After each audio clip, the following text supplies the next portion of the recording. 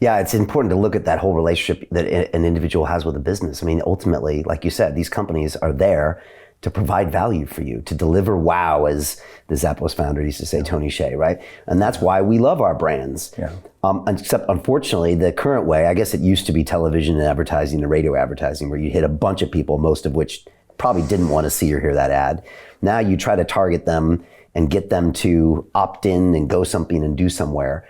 What you want to get to is this zero-party situation where the customer is so happy to tell you what they want because they know that you can potentially give it to them. Yeah.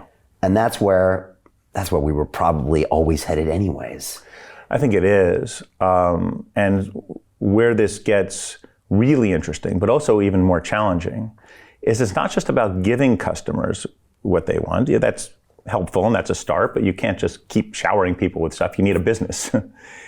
It's meeting them where they are and where they want to be and enhancing their lives. That's the notion of community, right? What we spoke about before, one of the core tenets, once you have an identity, once you have the ability to have these various powerful mechanisms, you now can create these digital communities that are not representative of accident of birth, of where you happen to be geographically, but by your interests, by your goals, your passions, your ability to affect that community, therefore, is now both what will keep you coming back, but also dangerous. Because as a brand, as soon as you open up, we've learned this in the Web 2 days of UGC, user-generated content, as soon as you open up any kind of community to free speech, you get objectionably free speech.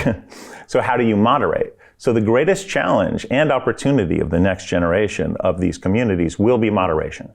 I'm not coming here and saying, oh, let's just let everyone do whatever they want. It's like, let's have anarchy. That's not, governments exist for a reason. Regulations exist for a reason. We actually want more regulations in certain areas like AI over time, right? To give guardrails to our worst selves and bad actors. We need that same understanding here. Now, the technologies are getting better to apply to these, but these are unmet challenges that are very important. Yeah, I think now would be a great way to go to an example, because it's one thing to hear about the theory, but you did this recently, and I think I'd love to talk about the Frito-Lay example with Pepsi, because this was, like you said, it's a consumer of a brand who traditionally would buy a bag of potato chips and eat them, and that was it. Right. And you found a way, and I know you won awards for this as well, to engage these customers in an incredible way, to get zero-party data and to do it for a fraction of the cost of this traditional Web 2. Maybe you can talk a little bit about it, and I think we got a video for like 90 seconds. Yeah. But I feel like that's a great example to show people, because when I saw that video played by Colin, who's, I think you're head of experience, I was like, wow.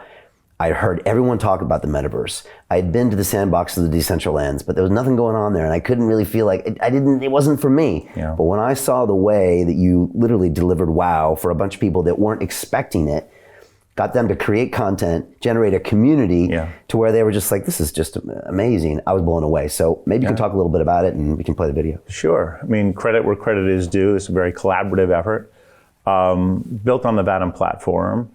And by the way, I think one of the things we're proudest of at Vatom is that some of the best work wasn't done by us. It was done in collaboration with people using the platform. Sure, by us in collaboration, but it's an opportunity, a new canvas for human imagination to come forward and say, well, now how are we going to reach people in a new way? And this is a good example. Some of the best marketers and thinking in the world comes out of PepsiCo and Frito-Lay. And I think they were looking for a way to connect to people in a way that would not only be memorable now, but maybe forever. Maybe create a moment that actually lasts, right?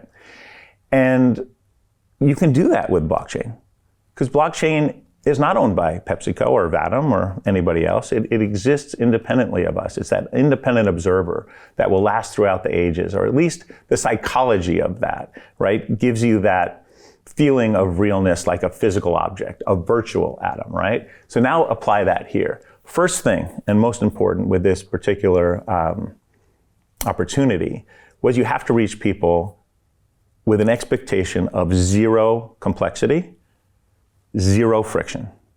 So you may love potato chips, but you may not be a crypto fanatic. You may not be interested in spending time learning about all sorts of things in order to experience something. So let's assume you're not, right? Thank you, pandemic. We don't say that very often. Thank you, pandemic, for this, of teaching everyone to scan a QR code, get a menu. So at least we know that that's pretty prevalent, right? In this case, that's all it took. We'll get a bag of Lay's, potato chips, or Doritos, or any one of these savory snacks, take a picture. Not a picture, scan. Opens up, no download. No download, no complexity, and there you are. You now have an identity. You have a wallet, but it's yours, right? It doesn't start with ours, it's your thing. So this is the first kind of historic moment. It didn't go to say, download the PepsiCo app, download the Lay's app, your 97th, what you used to. It just said, here's your wallet, right? Then it said, would you like to engage in this in an ethical and legal way, and give the most simple first-party data, which is your phone number or email, whatever, just so you can get back into your own wallet, right? Okay, you're in. Now you have an opportunity to engage in a really interesting way. So what it said was, pick your favorite team and take a selfie. That selfie then gets minted on a golden hexagon in 3D. So now you see yourself on this hexagon, which is interesting. What does a hexagon represent? Well, this was for FIFA World Cup Qatar, right? So the soccer ball, as you say in the UK, the football. So now you have this football where these hexagons make up the ball. And now you can imagine yourself as one of those pieces on this ball. So that's interesting. So now I'm a piece, but disconnected from everybody else on the planet. And it says, pass the ball. Well, what does it take to pass a ball in this context? Well, you just send it to a friend, put in their phone number or email, right? The virality is unbelievable, because what happens is you send it to a friend. They don't get a message from us or from Lay's. They get a message from you. Hey, Joe just offered you, to play this game. Do you want to? Click. And now they go. By doing that, by engaging in that gamified mechanic, you now become part of this ball, right? So now your golden hexagon becomes part of hundreds of thousands of other people's golden hexagons coming together on this massive planet-sized football, hovering in the sky, where now you're part of this communal art project, perhaps one of the largest, if not the largest communal art project ever done on the planet. You're now part of this with other celebrities like yourself.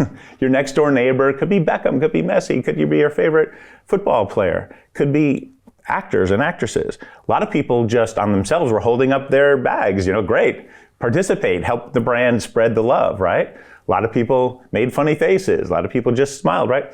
But you're there. And now you're part of this thing, which at the end of the day gets fixed.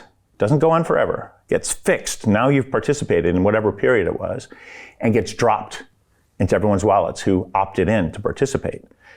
Dropped and minted on a blockchain for history. So rather than say, I played a little game and whatever, you now have a permanent artifact with you emblazoned on this beautiful object, this digital permanence that will go down in history. You could pass it down through generations, give it to your grandkids, right? And they'll see you on this ball, because you can also search and find you on the ball. It's a really emotionally impactful moment, and the stats were off the roof. To continue watching the rest of the episode for free, visit our website londonreal.tv or click the link in the description below.